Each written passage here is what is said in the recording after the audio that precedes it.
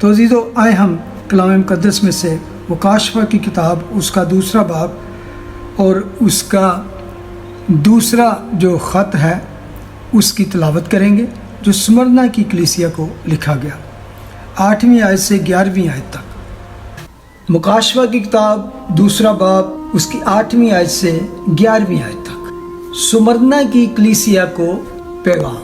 اور سمرنا کی کلیسیا کے فرشتہ کو یہ لکھ کہ جو اول اور آخر ہے اور جو مر گیا تھا اور زندہ ہوا، وہ یہ فرماتا ہے کہ میں تیری مصیبت اور غریبی کو جانتا ہوں، مگر تو دولت مند ہے، اور جو اپنے آپ کو یہودی کہتے ہیں اور ہیں نہیں بلکہ شیطان کی جماعت ہیں، ان کے لعن طعن کو بھی جانتا ہوں۔ جو دکھ تجھے سہنے ہوں گے ان سے خوف نہ کر، دیکھو ابلیس تم میں سے بعض کو قید میں ڈالنے کو ہے تاکہ تمہاری آزمائش ہو، اور 10 دن تک مصیبت اٹھاؤ گے، جان دینے تک بھی وفادار رہ تو میں تجھے زندگی کا تاج دوں گا۔ جس کے کان ہوں وہ سنے کہ روح کلیسیاؤں سے کیا فرماتا ہے۔ جو غالب آئے اس کو دوسری موت سے نقصان نہ پہنچے گا۔ خداوند کے زندہ کلام کے پڑھنے اور اس کے سننے اور اس پر عمل کرنے والے مبارک ہوں، کیونکہ وقت نزدیک ہے۔ آمین۔ عزیزو، لاسٹ ویک ہم نے سمرنا کی کلیسیا کا جو خط ہے اس کو سٹارٹ کیا۔ سمرنا کی کلیسیا کا جو بیک گراؤنڈ تھا، اسپیشلی اس سٹی کا، اس کے بارے میں تھوڑا سا آپ کے سامنے شیئر کر سکا۔ حالانکہ بہت سی باتیں ہیں لیکن ہم آگے جیسے چلیں گے تو اس کو بیچ میں کوٹ کرتے رہیں گے، لیکن آج ہم اسپیشلی پہلی آیت کا دوسرے حصے کو دیکھیں گے اور اس کی وجہ میں آپ کو بتاتا ہوں، اور وہ ورس اس طرح ہے جو 8ویں آیت ہے۔ اور سمرنا کی کلیسیا کے فرشتہ کو یہ لکھ کہ جو اول و آخر ہے، جو اول و آخر ہے اور جو مر گیا تھا اور زندہ ہوا، وہ یہ فرماتا ہے۔ ہم نے اول و آخر پر لاسٹ ویک غور کیا تھا، اور اول و آخر ہمارے لیے اسپیشلی بڑی بات ہے جو مسیح یسوع پر ایمان رکھتے ہیں۔ دوسروں کے لیے یہ سمجھنے کا موقع ہے، پرکھنے کا موقع ہے، بلکہ سیکھنے کا موقع ہے کہ کیوں خداوند یسوع مسیح کا جو تعارف ہے اس چرچ کو اول و آخر ہے، جو کہ پرانے عہد نامہ میں، اولڈ ٹیسٹامنٹ میں خدا کا ٹائٹل ہے۔ اور جب یہ مکاشفہ کی کتاب شروع ہوتی ہے تو یہاں پر خداوند یسوع مسیح اس بات کا خود جواب دے رہے ہیں جو بہت سے لوگوں نے سوال کیے کہ اگر مسیح خدا ہے تو اس نے یہ کیوں نہیں کہا، ایسے کیوں نہیں کہا۔ تو یہاں نہ صرف اس خط میں ہی ہم پڑھتے ہیں بلکہ مکاشفہ کی کتاب کے شروع میں ہی خداوند کی جلالی رویا پر غور کیا تھا۔ تو اگر آپ پہلے باب کی 8ویں آیت ہی دیکھیں تو اس میں ذکر آتا ہے خداوند خدا جو ہے اور جو تھا اور جو آنے والا ہے، یعنی قادر مطلق فرماتا ہے کہ میں الفا اور اومیگا ہوں۔ یہ الفا اومیگا گریک کا ورڈ ہے، یعنی اے ٹو زیڈ، اور اے ٹو زیڈ کے اندر جو کچھ ہے وہ میں ہی ہوں۔ جیسے اول اور آخر کہتے ہیں ایک ہی بات ہے، یعنی کہ الفا اومیگا کہتے ہیں، فرسٹ اینڈ لاسٹ جو کہتے ہیں۔ اور اس کے آگے اسی پہلے چیپٹر کی جو 17ویں اور 18ویں آیت ہے اس میں بھی اس نے کہا کہ میں اول و آخر اور زندہ ہوں، میں مر گیا تھا اور دیکھ اب طلوع بعد زندہ رہوں گا، اور موت اور عالم ارواح کی کنجیاں میرے پاس ہیں۔ اگر ان تینوں باتوں کو اکٹھا دیکھنا چاہتے ہیں جو ایک ہی بات کا ذکر ہے لیکن اس کو 3 باتوں میں پرو دیا گیا ہے، تو وہ مکاشفہ کی کتاب کے اگر آخری چیپٹر میں چلے جائیں تو وہاں پہ ذکر آتا ہے 22واں باب 13ویں آیت پہ لکھا ہے میں الفا اور اومیگا، اول و آخر، ابتدا اور انتہا۔ I am the Alpha and the Omega, the beginning and the end, the first and the last۔ اصل میں یہ ایک ہی بات ہے لیکن اس کو آپ جس اینگل میں بھی رکھیں گے وہ ایک ہی بات کہے گی کہ he is what he is، وہی ہے جو کچھ ہے۔ جیسا کہ میں نے پچھلے دفعہ بھی اس کا ذکر کیا تھا کہ یسایہ کی کتاب میں تقریباً 3 دفعہ اس کا ذکر آیا ہے۔ چیپٹر 41 میں ورس 4، چیپٹر 44 ورس 6، اور اس کے بعد ایون چیپٹر 48 ورس 12، جس میں نہ صرف خداوند یسوع مسیح نے جو کلیم کیا میں ہوں اول و آخر، وہ اسرائیل کا بادشاہ بھی وہاں پہ کہا گیا، بلکہ وہاں پہ اضافہ کیا گیا فدیہ دینے والا۔ فدیہ دینے والا کون ہے؟ خداوند یسوع مسیح۔ بلکہ نہ صرف اسرائیل کا فدیہ، پوری دنیا کا فدیہ کا ہے، اپنی جان کا نذرانہ، قربانی، کسی کو چھڑانے کے لیے جو رینسم دیا جاتا ہے۔ اگر انگلش میں پڑھوں تو تھوڑا سا آپ کو اور اچھا لگے گا۔ 44:6 میں لکھا ہے یہ سایہ، Thus says the Lord, the King of Israel and his Redeemer، redeem کرنے والا، چھڑانے والا۔ آپ نے یہ تو دیکھا ہی ہوگا فلموں ڈراموں میں، کئی دفعہ لوگ کڈنیپ کر لیتے ہیں بچوں کو، عورتوں کو، تو پھر وہ کہتے ہیں کہ اتنے پیسے دے دو تو اس کو چھڑا لو۔ تو اسی طرح ابلیس نے سب لوگوں کو قید کیا ہوا ہے، اپنے چنگل میں پھنسا لیا ہوا ہے، ان کو غلام بنا لیا ہوا ہے۔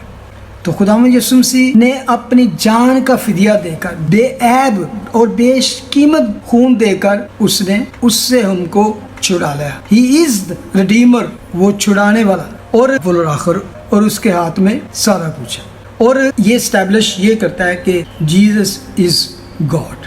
ٹھیک ہے، میں اصل میں آج اگلے حصے کی بات کرنا چاہتا ہوں جس میں خداوند نے یہ کلیم کیا، اور جو مر گیا تھا اور زندہ ہوا، وہ یہ فرماتا ہے۔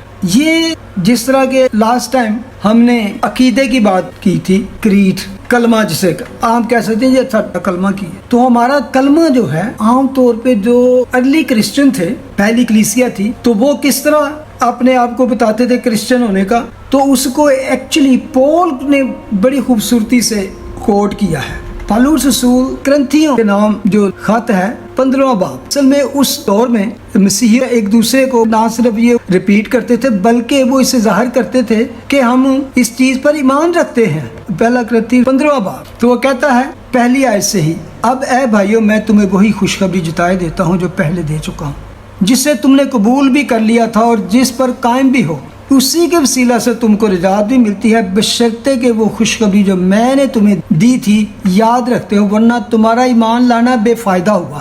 اصل میں یہ عقیدہ اس نے بولنا ہے، اس کی وہ بیس بتا کہ اس پر تم ایمان لا چکے ہو اور جسے تم نے قبول بھی کر لیا اور یاد بھی رکھتے ہو، ہیں قبول بھی کر لیا تھا، قائم بھی ہو اور یاد بھی رکھتے ہو۔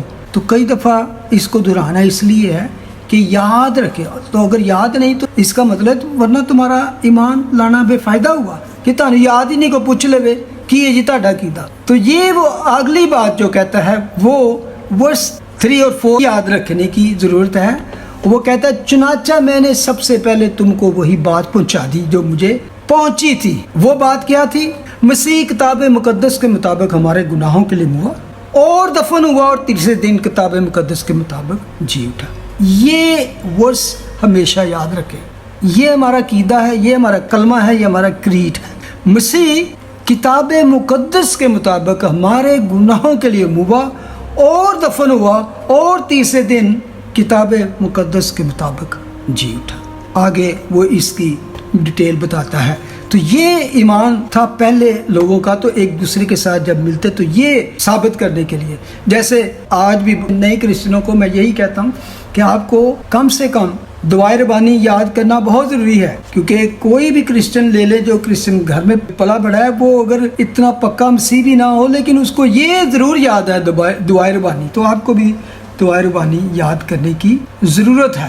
تو عزیزو، اس بات کو میں اس لیے بھی بتانا چاہ رہا ہوں کہ اس میں خاص بات ہے، کلیم ہے، دعویٰ ہے، مسیح یسوع صرف صلیب پر نہیں چڑھ گیا، صرف مر نہیں گیا اور دفن ہو کے ختم نہیں ہو گیا۔ اگر وہ دفن ہوتا نہ اٹھتا تو پھر آج میں اور آپ زندہ بھی ہوتے تو اپنے گناہوں میں زندہ ہوتے، لیکن بیکاز وہ زندہ ہو گیا تو آج ہم کلیسیا میں شریک ہیں۔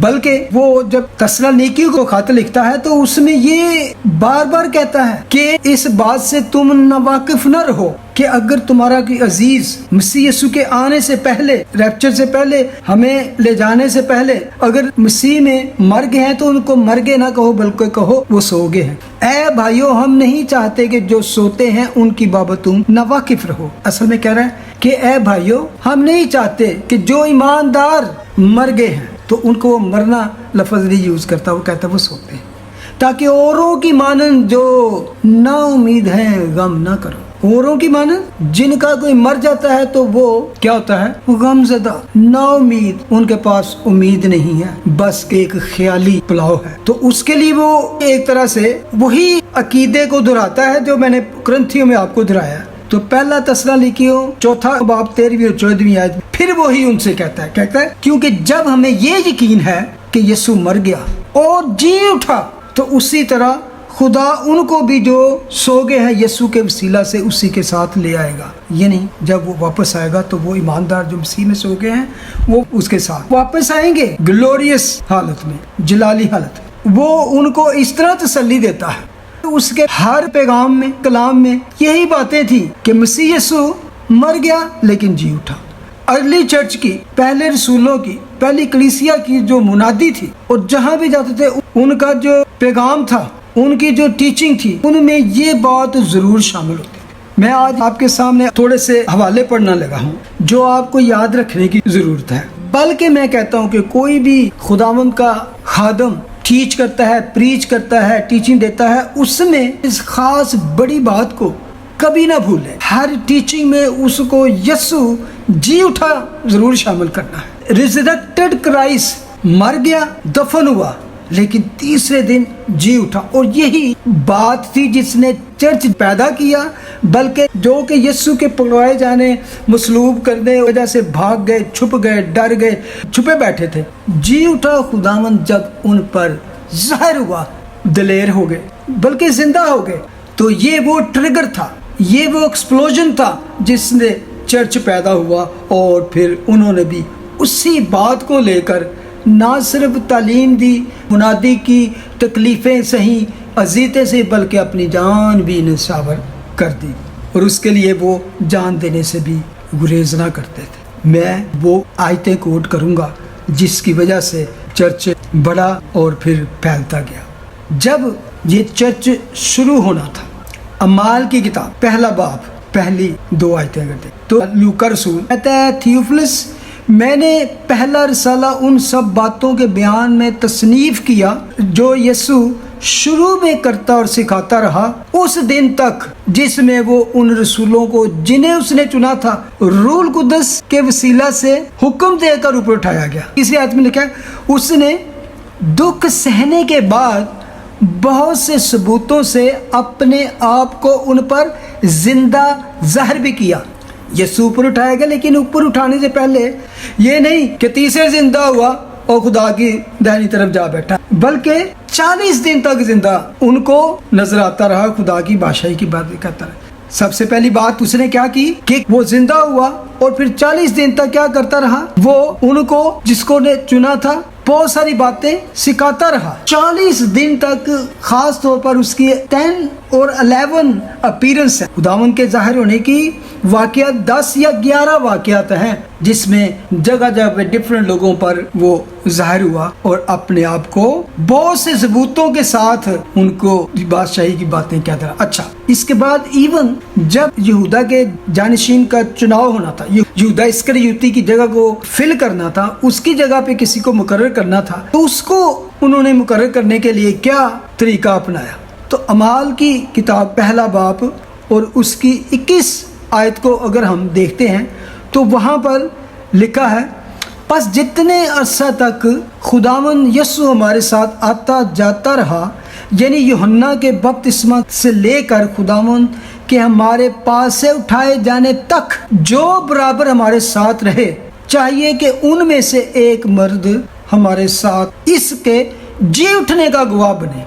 हर बात में खास खुदावंद के जिंदा होने का, उनको नजर आने का जरूरी था। बल्कि ये क्राइटेरिया था कि रसूल का जो टाइटल हो सकता है, लक़ब हो सकता है, वो भी उसको ही मिल सकता है जो ना सिर्फ यीशु के साथ रहे और यीशु के साथ आते जाते रहे और यूहन्ना का बपतिस्मा भी जिसके वो गवाह थे, बल्कि उसके जी उठने का भी गवाह बने। आज दुनिया में बहुत सारे लोग रसूल का टाइटल लगा लेते हैं। मैं आपसे हम्बल तौर पे, बड़ी आजिज़ाना तौर पे ये गुजारिश कर रहा हूँ, बेशक आप इस बात को लें या नहीं, मेरा जो ईमान है इन रसूलों के अलावा किसी और रसूल पर नहीं। जिनका ये क्राइटेरिया है, वो कितना बड़ा दावा करे کیونکہ اپوسل صرف وہی ہے جن کے ساتھ خداوند آتا جاتا رہا اور اس کی ہر بات کے، اس کی تعلیم کے نہ صرف گواہ تھے بلکہ اس کے جی اٹھنے اور آسمان تک اٹھائے جانے کے، اور اس میں پول بھی شامل تھا کیونکہ خداوند نے اس پہ سب باتیں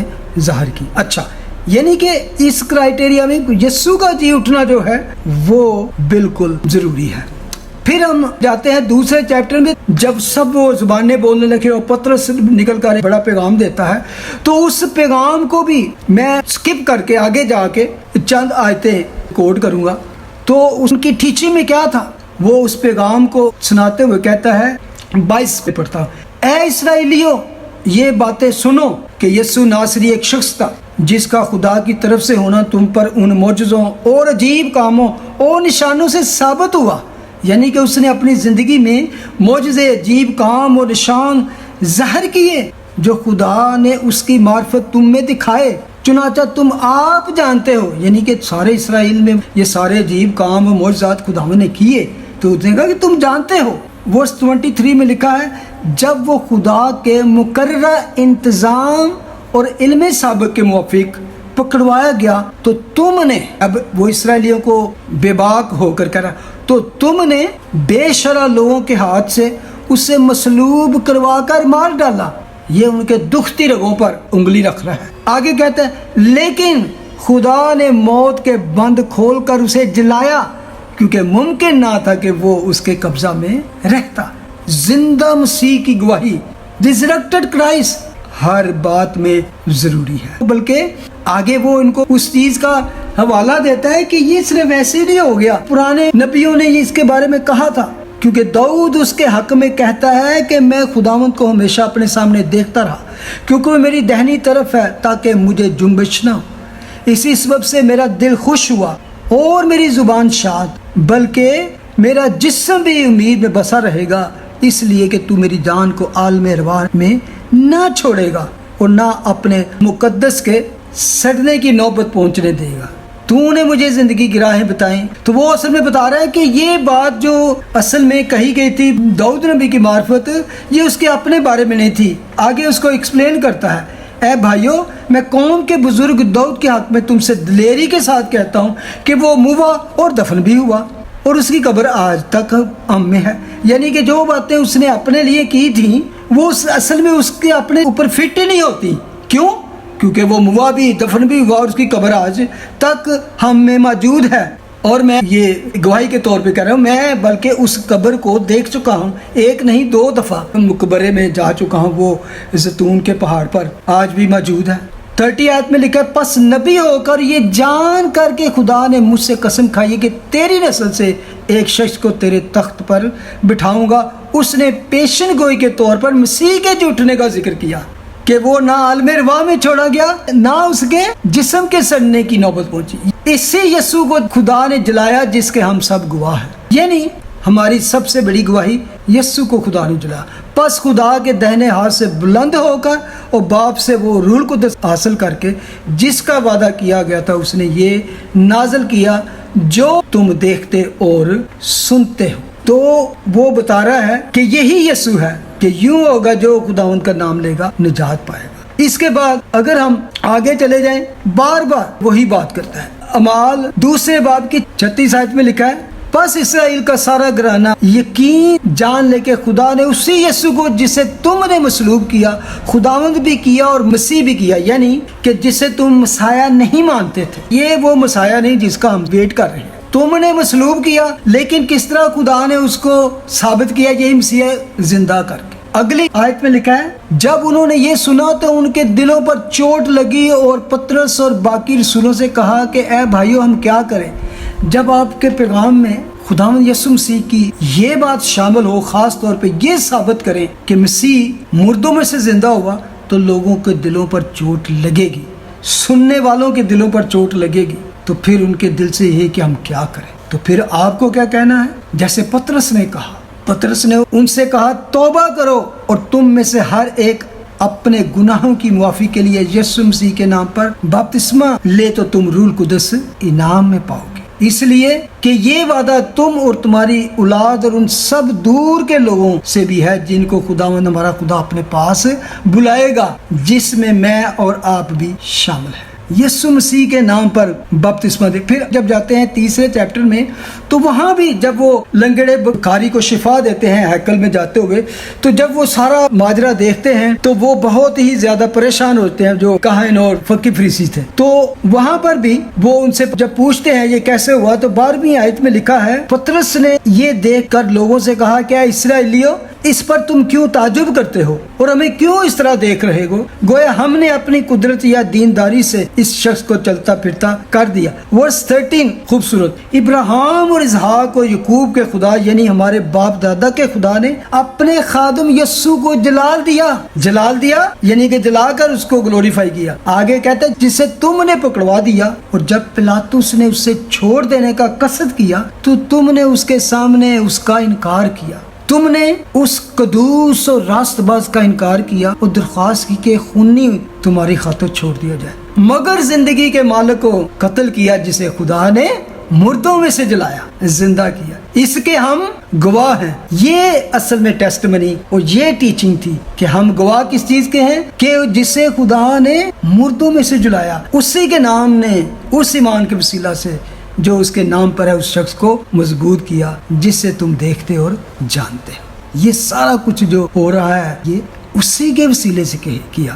اسی چیپٹر میں اینڈ پہ جاتا ہے تو وہ کہتا ہے کہ خدا نے اپنے خادم کو اٹھا کر پہلے تمہارے پاس بھیجا۔ غور کریں، اس کو زندہ کر کے خدا نے اپنے خادموں کو اٹھا کر پہلے تمہارے پاس بھیجا تاکہ تم میں سے ہر ایک کو اس کی بدیوں سے ہٹا کر برکت دے۔ ہاللیلویہ۔ عزیزو، میں آپ کو یہ چند آیتیں بتا رہا ہوں، لیکن آپ کو پھر میں یہ تاکید کروں گا کہ دوبارہ پھر اس کو جا کے ضرور پڑھیں۔ لیکن مال کی پوری کتاب ان معجزات اور ان بڑی زبردست چیزوں سے بھری پڑی ہے۔ تو اگلے چیپٹر میں چوتھے جائیں گے، جب وہ لوگوں سے یہ کہہ رہے تھے تو کاہن اور ہیکل کا سردار اور صدوقی ان پر چڑھ آئے۔ اچھا، اب دیکھیں، جب وہ تعلیم دے رہے تھے تو کیا کہہ رہے تھے کہ یسوع کو اس نے جلایا، اس نے اٹھایا، اس کو زندہ کیا۔ تو جب وہ یہ تعلیم دیتے تھے تو کیا ہوا؟ کاہن اور ہیکل کا سردار اور صدوقی ان پر چڑھ آئے، جو آپس میں بھی میل ملاپ نہیں رکھتے تھے، اکٹھے ہو کر ان کے خلاف چڑھ آئے۔ چوتھے باب کی دوسری آیت میں لکھا ہے وہ سخت رنجیدہ ہوئے کیونکہ یہ لوگوں کو تعلیم دیتے اور یسوع کی نظیر دے کر کہ وہ مردوں میں سے جی اٹھے۔ سنو، یہ بات ان کو بڑی چوٹ کر رہی تھی کیونکہ یہ لوگوں کو تعلیم دیتے اور یسوع کی نظیر دے کر مردوں کے جی اٹھنے کی منادی کرتے تھے، یعنی کہ جس طرح یسوع جی اٹھا اس طرح اس پر ایمان لانے والے بھی جی اٹھیں گے۔ 10ویں آیت میں کہتا ہے تو تم سب اور اسرائیل کی ساری امت کو معلوم ہو کہ یسوع مسیح ناصری جس کو تم نے مصلوب کیا اور خدا نے مردوں میں سے جلایا، اسی کے نام سے یہ شخص تمہارے سامنے تندرست کرا۔ یعنی چوتھے چیپٹر میں بھی وہ اسی بات کو دہرا رہے ہیں، اور ان کے سامنے دہرانا بہت ضروری تھا کیونکہ انہوں نے یسوع کو رد کیا، ریجیکٹ کیا تھا۔ 11ویں آیت میں کہتے ہیں یہ وہی پتھر ہے جسے تم معماروں نے حقیر جانا اور وہ کونے کے سرے کا پتھر ہو گیا، اور کسی دوسرے کے وسیلہ سے نجات نہیں، کیونکہ آسمان کے تلے آدمی کو کوئی دوسرا نام نہیں بخشا گیا جس کے وسیلہ سے ہم نجات پا سکیں۔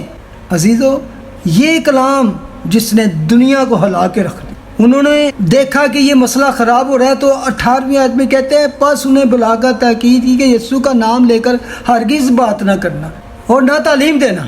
یہ ایسی باتیں آج بھی دنیا میں ہوتی ہیں، لوگوں کو یسوع کے نام سے ہی چڑ ہے کیونکہ وہ شیطان کے انڈر ہیں، لیکن وہ اس بات پر مرنے کے لیے، قید ہونے کے لیے، کوڑے کھانے کے لیے تیار تھے۔ اسی چیپٹر کے آخر میں 33ویں آیت میں لکھا ہے اور رسول بڑی قدرت سے خداوند یسوع کے جی اٹھنے کی گواہی دیتے رہے اور ان سب پر بڑا فضل تھا۔